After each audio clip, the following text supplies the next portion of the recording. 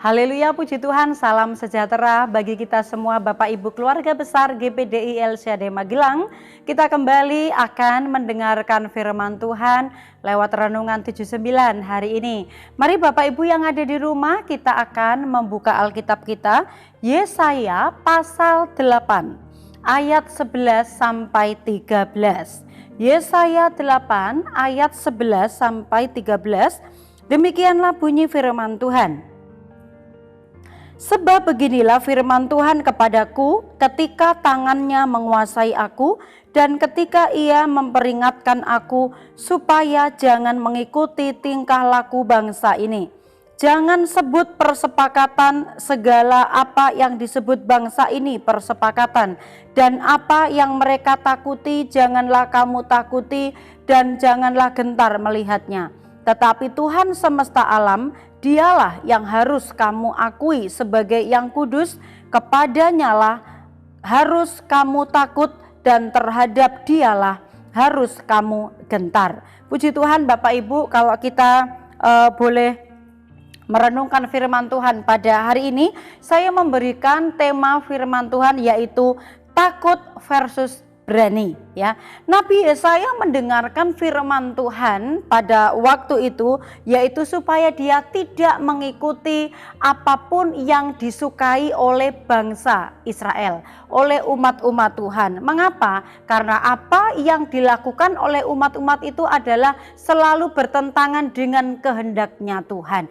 Dan peringatan Tuhan atau perintah Tuhan kepada Nabi Yesaya adalah supaya Nabi Yesaya sebagai seorang nabi, sebagai seorang utusan Tuhan tidak mengikuti apa yang dilakukan oleh mereka, sekaligus supaya Yesaya itu tidak takut kepada mereka secara manusia, ya.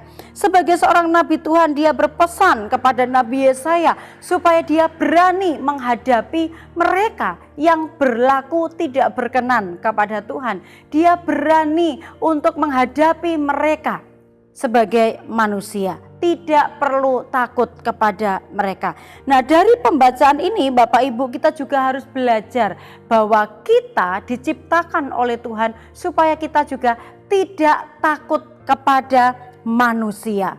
Kita harus memiliki keberanian kepada sesama kita atau kepada orang-orang yang melakukan ketidakbenaran. Kalau kita memiliki kebenaran, maka kita harus berani, tidak perlu takut menghadapi mereka. Amsal 29 ayat 25. Amsal 29 ayat 25, takut kepada orang mendatangkan jerat, tetapi siapa percaya kepada Tuhan dilindungi. Seringkali Bapak Ibu, manusia itu takut kepada sesamanya yang dianggap orang itu mungkin memiliki pengaruh yang besar, atau mungkin orang itu yang memiliki kekuasaan, bisa menguasai, ya, atau orang itu memiliki kekuatan dalam hal ekonomi, memiliki kekuatan dalam hal bisa mempengaruhi orang lain, mengatur orang lain dan lain sebagainya. Sehingga perasaan takut itu bisa saja timbul karena, ya, disebabkan perasaan yang kurang enak atau sungkan karena orangnya terlalu baik, seringkali nolong saya, seringkali mungkin minjemin uang saya gitu, ya Bapak Ibu, sehingga ada perasaan yang tidak enak dan kita takut kalau misalnya kita nolak apa menjadi kemauan orang itu. Takut kalau nanti saya dijauhin sama dia. Atau mungkin kita juga bisa jadi takut kalau misalnya saya menolak kemauannya, menolak keinginannya, nanti dirasani di belakang atau dijadikan bahan pergunjingan di belakang saya. Ya, perasaan takut kepada manusia, kepada seseorang ini seringkali terjadi karena hal yang demikian, ya Bapak Ibu. Karena perasaan-perasaan yang kurang enak, perasaan takut gitu, ya. Nah, sehingga seperti firman Tuhan tadi, Amsal 29 ayat yang ke-25, takut kepada orang itu ternyata mendatangkan jerat, mendatangkan sebuah ketidaknyamanan tentu saja bagi kita Bapak Ibu ya. Apa-apa mungkin diatur oleh orang itu, apa-apa rasanya semuanya akan dikuasai oleh orang itu, dan itu sangat tidak mengenakkan bagi kita. Dan firman Tuhan dikatakan, kepada siapa seharusnya kita itu takut Bapak Ibu? Dalam ayat yang ke-13 tadi, di dalam pembacaan kita ayat yang ke-13, tetapi Tuhan semesta alam, dialah yang harus kamu akui sebagai yang kudus, kepadanya lah harus kamu takut.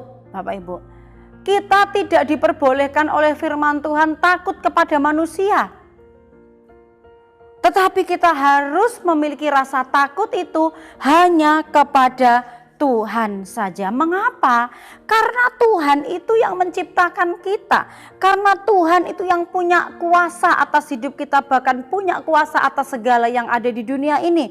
Karena juga Tuhan saja yang bisa mengendalikan seluruh kehidupan kita. Mengapa kita harus takut kepada manusia? Harus takut hanya kepada Tuhan saja. Dalam Yesaya 41 ayat yang ke-13, Yesaya 41 ayat yang ke-13, sebab aku ini Tuhan Allahmu, memegang tangan kananmu dan berkata kepadamu, janganlah takut, akulah yang menolong engkau. Jadi apabila ada kesulitan, ada kesusahan, ada hal yang di luar kemampuan kita, tidak perlu takut. Kita perlu takut hanya kepada Tuhan, karena hanya Tuhan yang bisa menolong kita. Mungkin ada manusia itu merasa sudah menolong, sudah membantu, sudah banyak berbuat baik kepada kita, sehingga kita harus nurut sama orang itu, sampai kita takut sama orang itu, sampai kita nunduk-nunduk sama orang itu. Jangan Bapak Ibu, takut kepada manusia mendatangkan jerat. Lebih baik kita takut kepada Tuhan. Kita harus memiliki keberanian kepada orang-orang yang mungkin berusaha menguasai hidup kita. Apa untungnya apabila kita itu takut sama manusia Bapak Ibu ya. Ada orang-orang yang mengambil kesempatan karena berbuat baik, dia ingin mendapatkan imbalannya itu dengan kita tunduk semua apa yang diinginkannya. Firman Tuhan tadi berkata kepada Nabi Yesaya, jangan ikuti umat-umat itu. Umat-umat itu berlaku yang tidak benar. Apabila orang yang berusaha menguasai kita Bapak Ibu, dan ada hal itu merupakan perbuatan yang salah, hal-hal yang tidak benar, karena hanya perasaan sungkan, perasaan takut, maka kita mengikutinya. Dan itu bisa dosa di hadapan Tuhan. Karena apa? Mengikuti hal yang tidak baik, padahal kita tahu hal itu tidak berkenan di hadapan Tuhan. Kita harus memiliki keberanian. Oleh sebab itu, saya tadi memberikan tema yaitu takut versus berani. Nah, berani di sini yang dimaksudkan adalah Bapak Ibu bukan berani untuk menantang orang itu untuk berkelahi adu mulut sama kita, tidak ya Bapak Ibu. Apabila ada orang-orang yang berusaha menguasai kita, mengendalikan kita, bahkan mengatur hidup kita supaya kita mengikuti hal-hal yang dilakukannya sekalipun itu adalah hal yang tidak baik, maka kita harus berani. Berani untuk apa? Berani di sini artinya adalah kita mempunyai sikap. Punya sikap, berani menolak jikalau hal itu tidak seperti yang berlawanan dengan hati nurani kita. Apabila hal itu berlawanan dengan firman Tuhan, ya. Punya sikap. Kita menghormati tetapi tidak selalu mengikuti.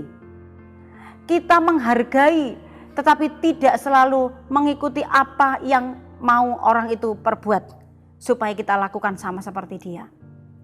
Kita memiliki sikap berani menolak jikalau hal itu tidak sesuai dengan kebenaran firman Tuhan. Ya, dalam Matius 5 ayat yang ke-37 bagian A, jika ya, hendaklah kamu katakan ya, jika tidak, hendaklah kamu katakan tidak. Jadi waktu orang itu mungkin menawarkan atau memberikan masukan-masukan yang bertentangan dengan firman Tuhan, kita bisa katakan tidak. Karena apa? Kita punya sikap. Itu bukan berarti kita berani terus melawan dia, tidak. Tetapi punya sikap supaya orang itu juga mengerti kita ini punya pendirian. Itu artinya berani ya, berani menegakkan kebenaran, berani menyampaikan kebenaran. Jikalau orang itu adalah melakukan hal yang tidak benar, kita bisa berani untuk menegur dia, berani untuk menyatakan kesalahannya, dan kita mengingatkan hal yang baik. Kesimpulannya adalah jikalau kita punya rasa takut, janganlah rasa takut kepada manusia, tetapi rasa takut itu hanya ditujukan kepada Tuhan saja. Kemudian kita memiliki sikap berani yang seperti apa? Berani untuk hal-hal yang benar. Kita belajar menjadi orang yang berani, yaitu berani memegang prinsip, memegang hal yang baik yang untuk kita ikuti. Berani menyatakan pendapat. Kalau misalnya ya kita sementara punya kesepakatan misalnya dalam gereja ini punya kesepakatan, ada peraturan-peraturan.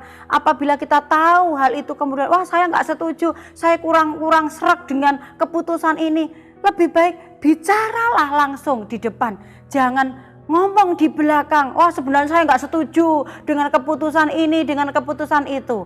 Berani mengambil sikap, juga berani mengeluarkan pendapat jikalau hal itu adalah baik untuk semuanya, Bapak Ibu ya. Berani menyatakan kebenaran. Oleh karena itu Bapak Ibu, supaya kita mengalami damai sejahtera, mengalami sukacita, janganlah kita takut kepada manusia, tetapi kita memiliki keberanian karena kebenaran, tetapi juga memiliki rasa takut, tetapi takut itu adalah takut kepada Tuhan sebagai bentuk kita menghormati, menghargai Tuhan sebagai pemilik kehidupan kita. Haleluya. Puji Tuhan Bapak Ibu, mari kita bersama-sama bertumbuh di dalam Tuhan. Karena kita percaya setiap kebenaran firman Tuhan itu adalah untuk mendatangkan keberanian, pertumbuhan untuk kita semakin indah di hadapan Tuhan. Bapak Ibu diberkati lewat setiap renungan-renungan firman Tuhan, dan berterima kasih, kami hamba-hamba Tuhan berterima kasih apabila Bapak Ibu dapat mengikuti renungan 79 dengan setia, sehingga Bapak Ibu juga diberkati secara rohani lewat firman-firman yang kami sampaikan kepada Bapak Ibu sebagai kebenaran. Dan apabila Bapak Ibu diberkati, dijawab doanya oleh Tuhan dan ingin menyaksikan, Bapak Ibu dapat menghubungi dalam chat WhatsApp 081327420088. Lewat nomor ini juga Bapak Ibu dapat meminta bantuan doa supaya kami hamba-hamba Tuhan juga keluarga besar GPDI dapat mendoakan secara bersama-sama, dan kita bertumbuh bersama, diberikan kekuatan bersama-sama karena kita adalah keluarga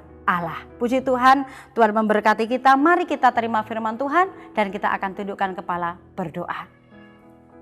Terima kasih Tuhan buat berkat kasih, karunia dan kemurahan-Mu yang setiap hari Engkau berikan kepada kami untuk kami belajar mengerti kehendak Tuhan. Seperti firman-Mu yang kami dengar, kami mau belajar, biarlah kami menjadi pribadi-pribadi yang berani mengambil sikap, berani untuk menyatakan hal-hal yang benar, dan kami tidak takut kepada manusia, tetapi kami takut dan hormat hanya kepada Tuhan Yesus saja.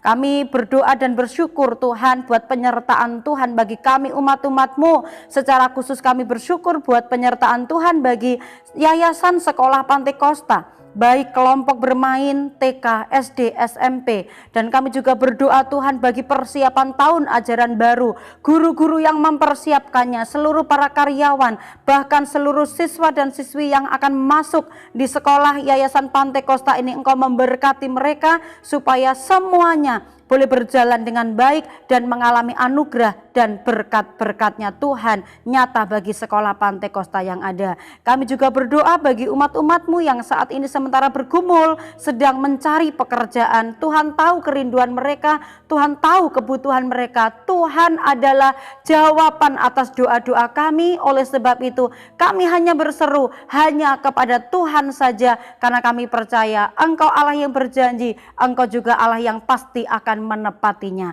Terima kasih Tuhan. Ya Allah, jalan-Mu adalah kudus. Allah manakah yang begitu besar seperti Allah? Engkaulah Allah yang melakukan keajaiban. Engkau telah menyatakan kuasa-Mu di antara bangsa-bangsa. Engkau juga yang menyatakan kuasa-Mu bagi umat-umat-Mu, keluarga GBD LCD Magelang. Terima kasih, kami bersyukur menerima firman Tuhan dengan sukacita dalam nama Tuhan Yesus Kristus. Haleluya. Amin.